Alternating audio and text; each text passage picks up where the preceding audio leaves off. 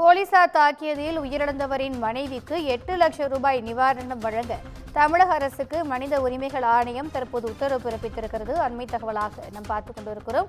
போலீசார் தாக்கியதில் உயிரிழந்தவரின் மனைவிக்கு 8 லட்சம் ரூபாய் வழங்க தமிழக அரசுக்கு மாநில மனித உரிமை ஆணையம் உத்தரவு பிறப்பித்திருக்கிறது.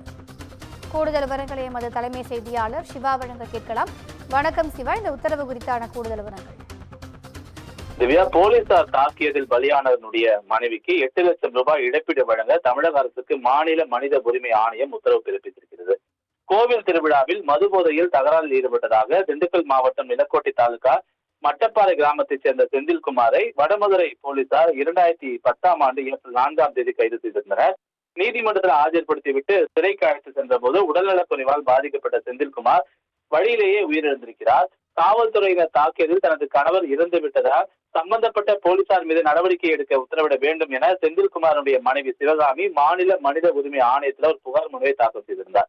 புகாரை விசாரித்த மனித உரிமை ஆணையம் ஆணையத்தினுடைய புலனாய்வு பிரிவினுடைய விசாரணை அறிக்கையில் செந்தில்குமார் உயிரிழந்த விவகாரத்துல மனித உரிமை மீறல் நடந்துள்ளதாக தெரிவிக்கப்பட்டுள்ளதை சுட்டிக்காட்டி சிவகாமிக்கு ஒரு மாதத்தில் 8 லட்சம் ரூபாய் இழப்பீட்டை தமிழக அரசு வழங்க வேண்டும் என்று உத்தரவு பிறப்பித்திருக்கிறது. இந்த தொகையை வடமதுரை முன்னாள் சிறப்பு எஸ்ஐகள் பெருமாள், சுப்பிரமணியன், முன்னாள் ஏட்டு கருப்பையா, சிங்கராயர் ஆகியோரிடமிருந்து தலா 2 லட்சம் ரூபாய் வீதம் வசூலிக்கவும் அவர்களுக்கு எதிராக ஒழுங்கு நடவடிக்கை எடுக்கவும் மனித உரிமை ஆணையம் தற்போது ஒரு உத்தரவை பிறப்பித்திருக்கின்றது. திவ்யா,